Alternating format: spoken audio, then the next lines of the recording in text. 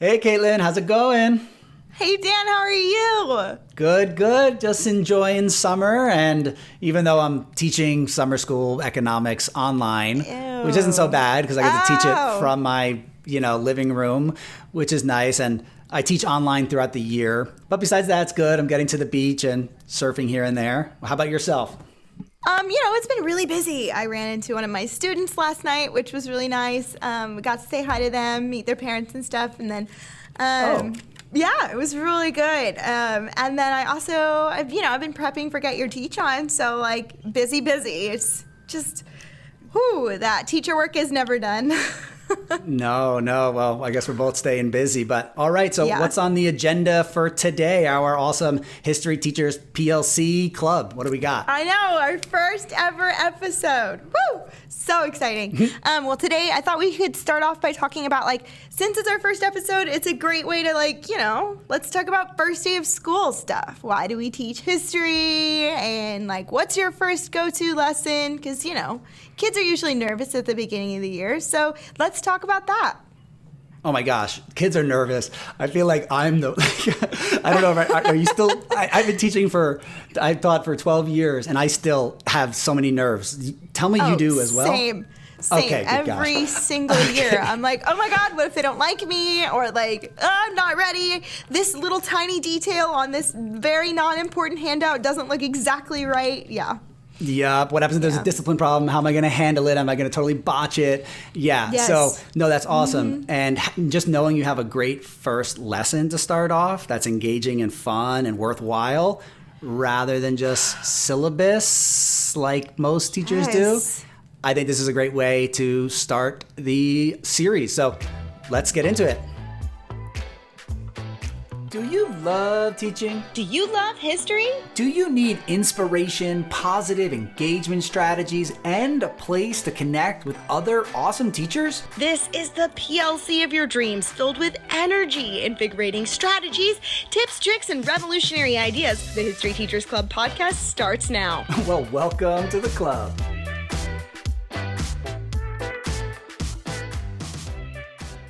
So, how do you start the year? Okay, so for years I struggled with this. There were times when the first couple of years, I think I did do the syllabus, as awful as that sounds. But you want to make sure you're going over procedures because you want them to know this is what's going to happen if this behavior issue comes up. So it's hard. I understand the need to do the syllabus and to do those basic routines to go over the rules.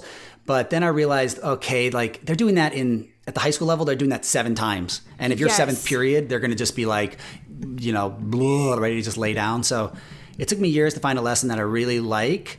And this is now my go-to. I am lucky and also unlucky enough to teach 9th graders world history. I normally also teach APUS, which is mixed. So I have something different for them. But for my 9th graders, they're new to school. They don't know a lot of the students. So what I do is an activity that I call "Why Are We Here?" Why study history? Okay, cool. Right? Because yeah.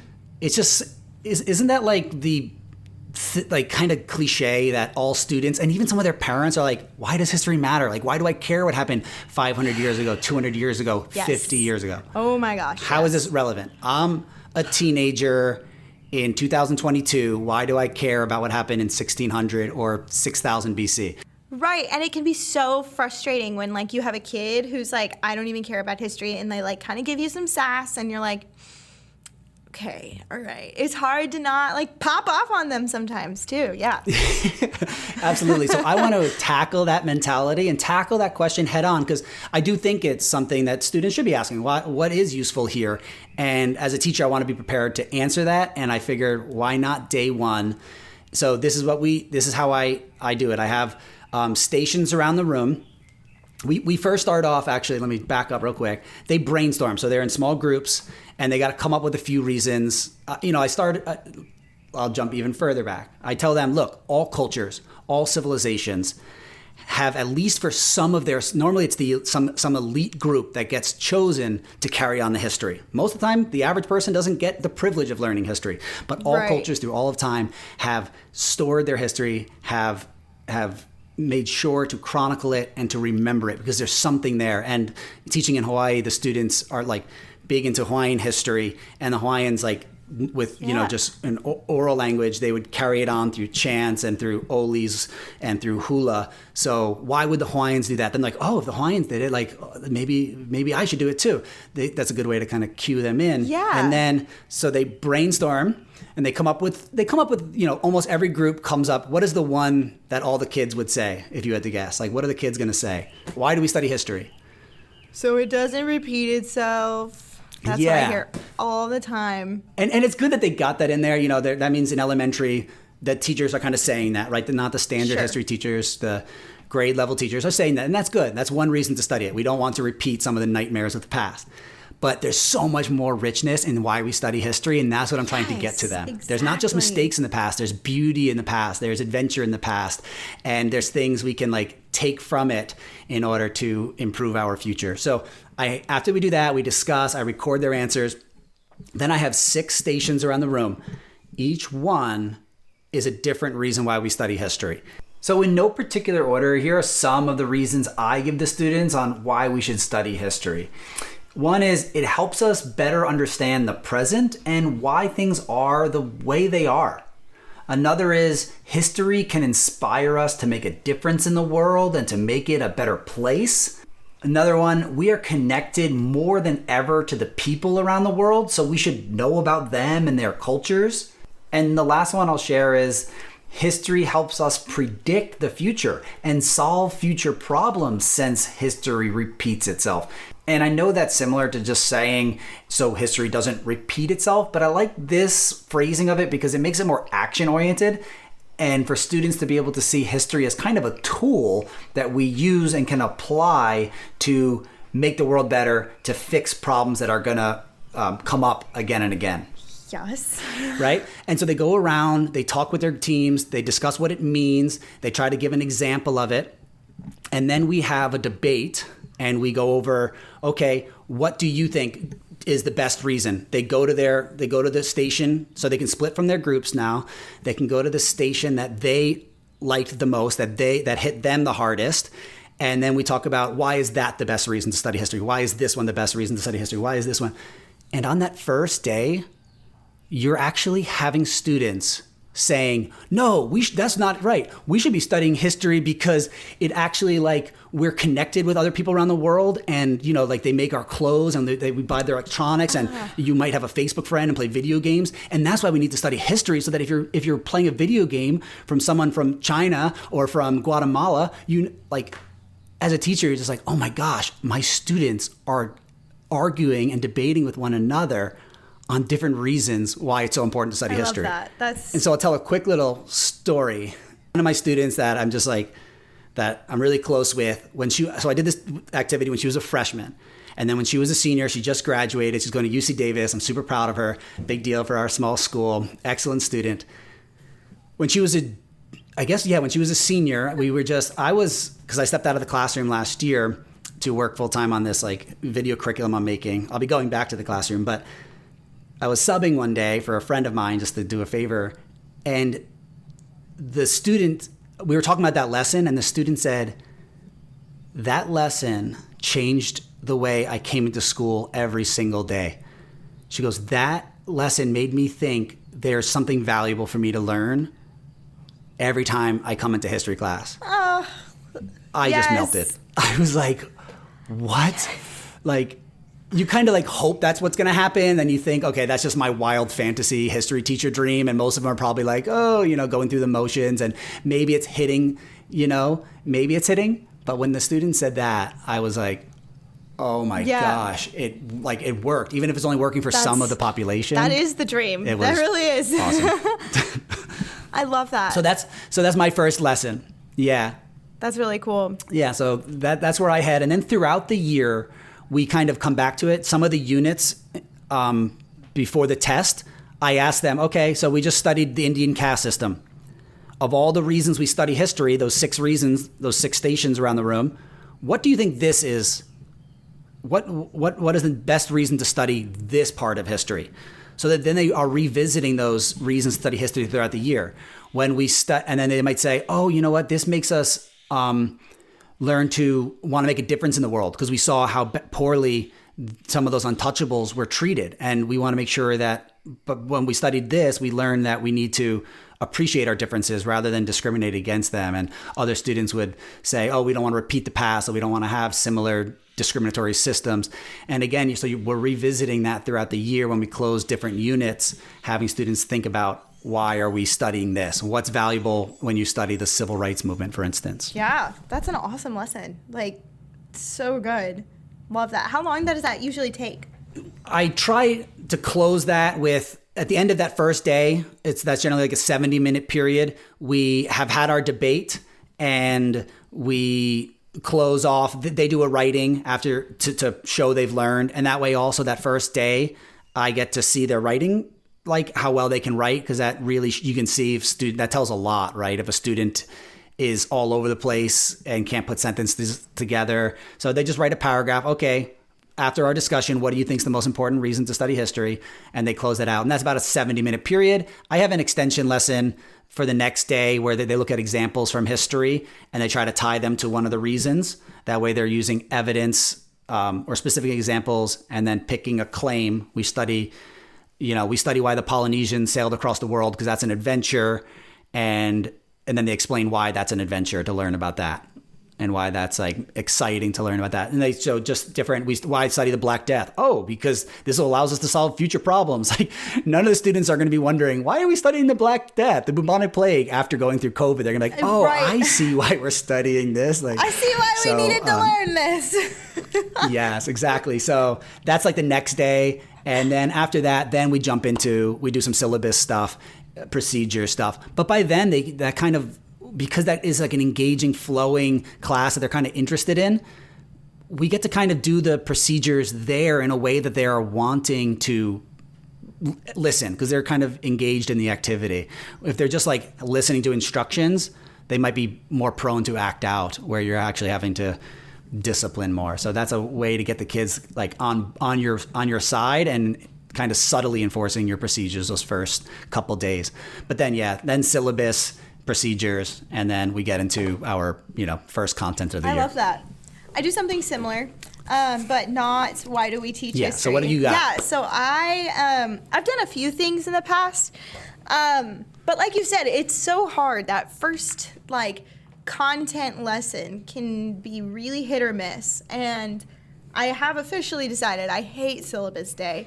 Hate it. Like, yes, we need to have a rules and procedures day, but I don't think it necessarily needs to be day one, Yeah.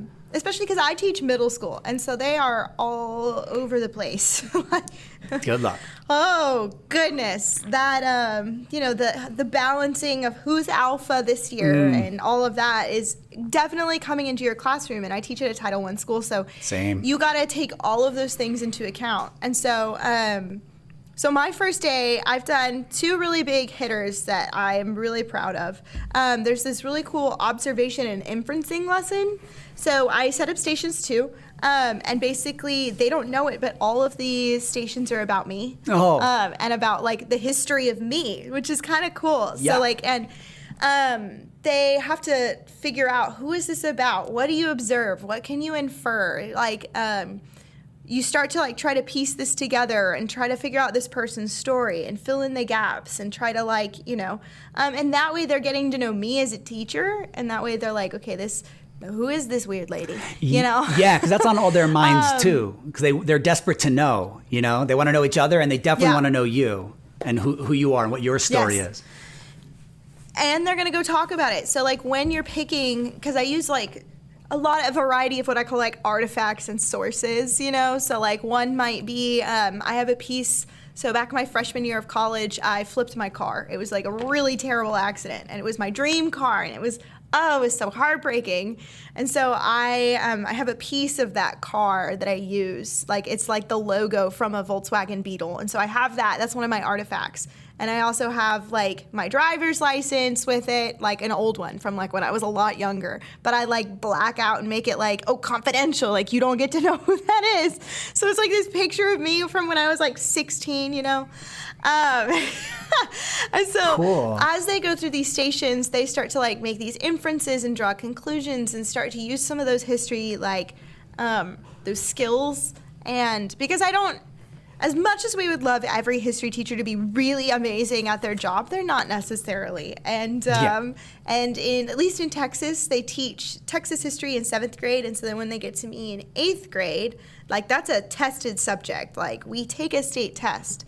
And so a lot of the times when we have coaches, they're put into Texas history. And those coaches use a lot of like crossword puzzles and textbooks and black and white PowerPoints, and they put on a lot of movies. And so I don't necessarily know what skills my kids are going to come in with. I know they're going to have some, but not necessarily like an equal footing necessarily, you know? And so I'm trying to figure out where are their skill sets? Like, do we have observation and inferencing skills? Because as we go throughout the year, I'm going to build on those skills. And so that was like, that's a really solid lesson. And then the next day is like, we kind of go into like rules, procedures, you know, the boring syllabus-y kind of stuff. But I try to like scatter that. Yeah, what's up? Was this one of your like dig lessons? Is that what we're calling that? A dig lesson? Yes. So what can you explain that? Yeah, so I actually am going to explain that at my talk at Get Your Teach On too, so woo! Oh, cool. But DIGS stands for D is for describe, I is for infer, G is for generalize, and S is for synthesize, and that's I stole that acronym from Hausen DIGS. History. And she's incredible. But What is that? Hausen? yeah, Elizabeth What is that one Hausen, called? H-O-W-S. Oh. Hausen, H-O-W-S-O-N, history. Okay. And so she's the one who actually came up with the DIGS like acronym. But that way they have these artifacts and they have to like describe, infer, generalize, and synthesize. And it's a really good like get to know the teacher activity. I've even used something very similar at open house, like when like the parents are coming in so they can see, okay, this is what my kids are actually doing in history. And that way the kids also look really smart because they've already done it. And so mom and dad are like, wow, okay, you know. No, I love that. So that first day you're building skills that they're gonna be, you know, developed over the course of the year. So I absolutely love that you're starting with some skills that are, and I don't know if you ever heard this, never teach a new skill when you're teaching new content.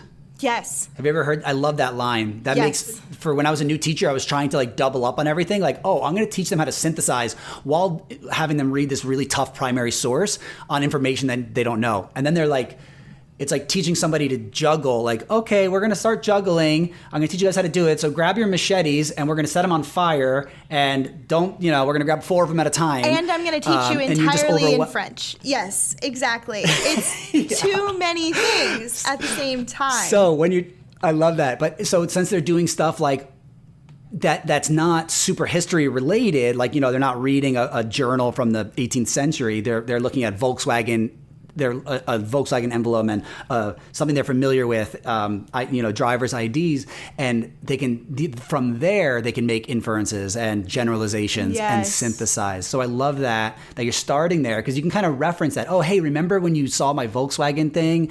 And from there you were able to kind of infer that maybe there was like why is this broken off, or like, you know, like yes. So they can try to like, and then at the end once they try to like write out what they think who this person is and like what's their story, and it's really fun to hear from them and then tell them my actual story. So they still don't know it's you? No, a lot of times they haven't figured it out yet. Sometimes some of them really have, because like I kind of put out little things that are like, okay, they all relate, but you might not necessarily, like, if this is your first introduction to me, you wouldn't know. Does that make sense? So they try to tell. Yeah. So most of them figure out it is me, and then they sit there and they kind of like, okay, I think this is the story, and this is the order it goes in, and these are the big events that you're trying to like tell us about.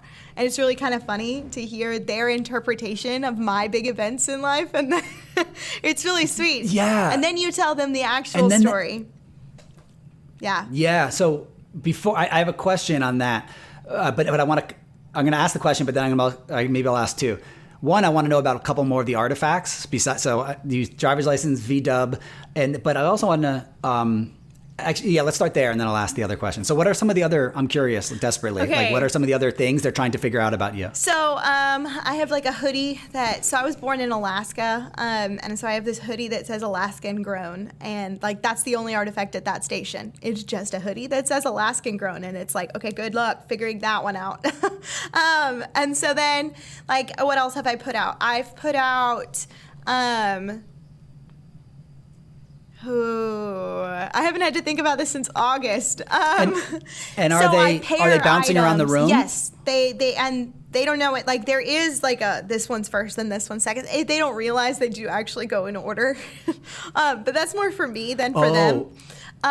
Yeah. But like then what they do is like some of them have multiple artifacts at the same station. So like the driver's license and the VW like little piece, they go together and they're supposed to like, okay, I can piece those together. Or so like, here's another artifact I use that just popped into my head. So in my senior year of high school, I won my city's pageant. And so, yeah, I know.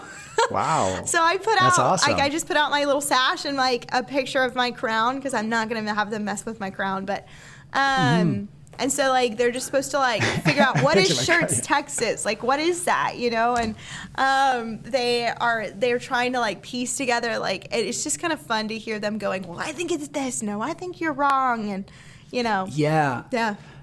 So I think that's so valuable for them because they're doing the work that we want them to do as historians that they often don't want to do when you give them a primary source. So here they're doing primary sources that are from the modern era, from your life, but they're realizing what a primary source is, right? Anything that's like from the past, an artifact, and they're learning to ask questions. They're learning to try to piece together a story here, and if we can get them to do that with a speech by Washington or an artifact from a picture of and for something from ancient Greece or a piece of artwork from the ancient Mayans or something from the Alamo, that is so valuable. And so if you just like cue into that first day, like because the first day I try to use it like the way with my lesson, the why I study history. It's an anchor. Like, okay, guys, why are we studying this now? We're studying World War II or the rise of fascism. Can you take a guess on why it might be valuable for us to learn about why we need to know about the rise of fascism in the world? Yes. Oh, yeah. So, and then for you can tap into those skills. Hey, remember how you were making generalizations about that?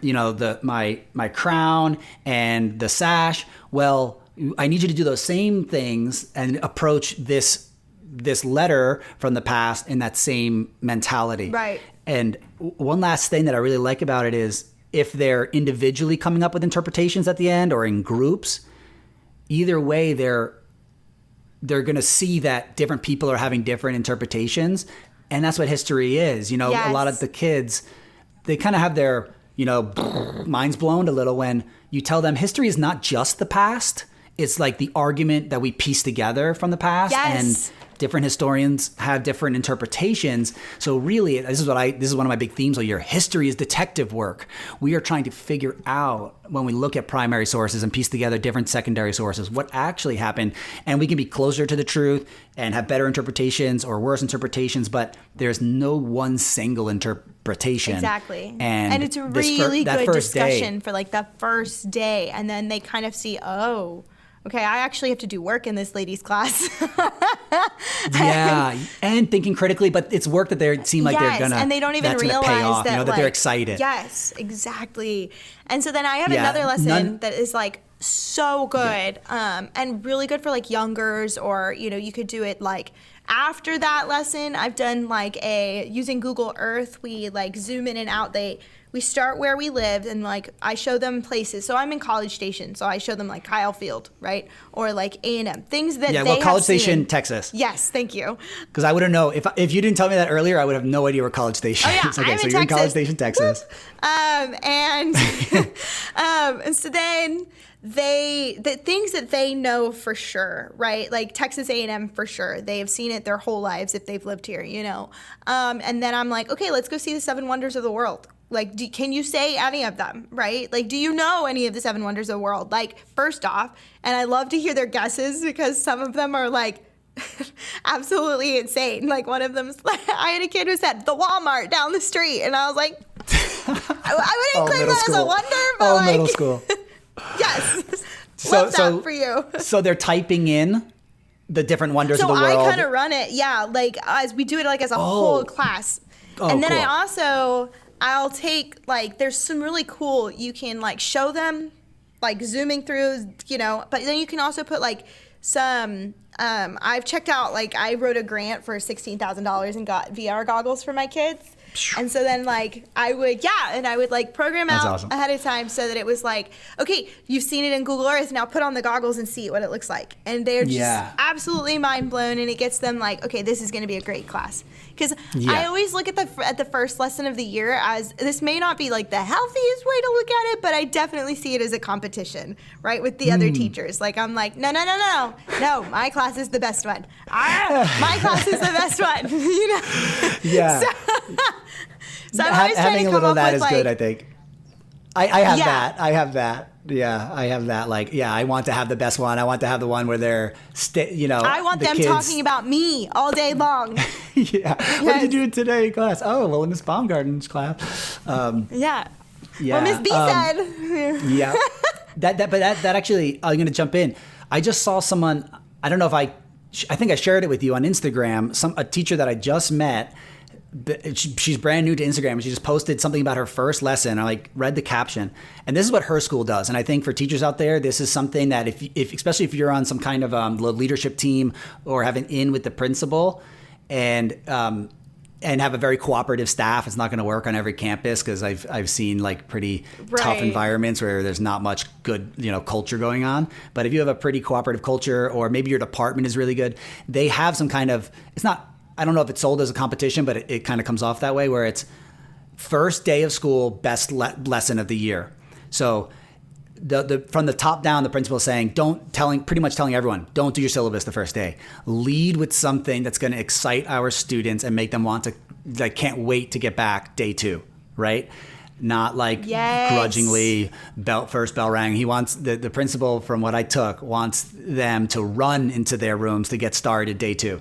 So, and she had this lesson that seemed awesome, where they're listening to Hamilton songs, analyzing the lyrics, they're in groups, and then they're learning about I remember the White now House. That you're, yes. But I just love I that know what you're talking about now. I love that mentality. First day, best lesson. That's so cool. And yeah, so it made me think, oh gosh, I like my lesson, but now I'm thinking, maybe I should lead with my best. And after hearing yours, I'm always oh gosh, I want to up my game now. And it causes a little stress, because I'm I thought I had my go-to lesson, but now I'm always it's a double-edged sword, where you get inspired to do something new. Teaching is always it's this growth of okay, what am I going to do next? What's the cool thing I'm going to do next? Yeah. And sometimes I just want to put it on pilot mode. It's just cruise, okay, I got good lessons. I know they work. Let's just cruise with them, autopilot. Yes. But when I hear new things like this, I'm always I'm gonna mix it up and try something new. So cool stuff. Awesome. Anything else you want to share about either of those first 2 lessons? Not that I can think of. I mean, we pretty much covered it all, right? Just be creative, and let your kids see who you are, I think. And your style of teaching is the big thing that I always want to have a takeaway. It's all about on that first day, they want to know who you are, but they really want to know what you're about. You know what I mean? So they want to, and they can see you best, because they are going to watch you more than you realize on that first day. And so, and I straight up start my lesson by saying, I'm going to be your favorite teacher this year. Whoa, you put the cards on the table. I do. Yeah, I shut the door and I'm you're supposed to be sitting. I don't know what you're doing right now, but whatever it is, you need to stop. Right? Because they're always ridiculous on the first day, and you always kind of have to start out you're this bad guy. Right? But then I automatically transition into, I'm going to be your favorite teacher. Hands down. I know it. Let's go. I'm willing to put money on that. Let's go. Yeah. Right on. The money I don't have as a teacher, yep, right? Yep. Oh, yeah. No. Not messing around. All right. Well, I think that brings us to everyone's favorite segment. Good. Everyone's favorite segment, the much anticipated dad jokes in history. Woo! So this is the deal. If I get Caitlin to laugh, she has to, I don't know, we have to come up with a good consequence. I know, we need a consequence. Okay, we'll work on that. But if I get Caitlin I laugh so easily, to laugh, so this isn't we fair. can all make fun of her. So these are the best, worst dad jokes in history. They come from the last video that I made on the Revolutionary War. Okay, Caitlin. So why were the Okay, British hold on. annoyed by the outcome of the Treaty of Paris in the Revolutionary I'm War? already laughing. Why were the British annoyed by the outcome of the Treaty of Why Paris? were the British annoyed by the outcome of the Treaty of Paris? They thought they were mistreated. Oh, stop. Okay, I was starting pretty bad. Okay, I got another one. What was the best part of the miserable winter at Valley Forge? What was the best part? Best part? After years of fighting, they were finally free, Zing. I thought that was good. After years of fighting, they were finally free, Zing. No? Okay. I got one more. Oh, I thought that was good. Okay, next one. How did the troops celebrate their victory at Yorktown? The American troops, rather. Right. With an independence. Stop. All right, you're welcome. You're welcome. But I think that's going to wrap us up for the day. And we appreciate you guys coming in and seeing us. You can follow me on Instagram. I'm history_for_humans. I can't wait to see you there, answer any questions.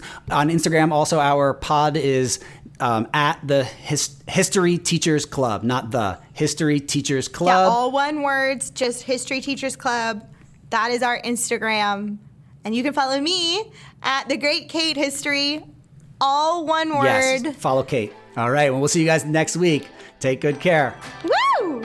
Yes, guys, it's going to be a great episode. Okay.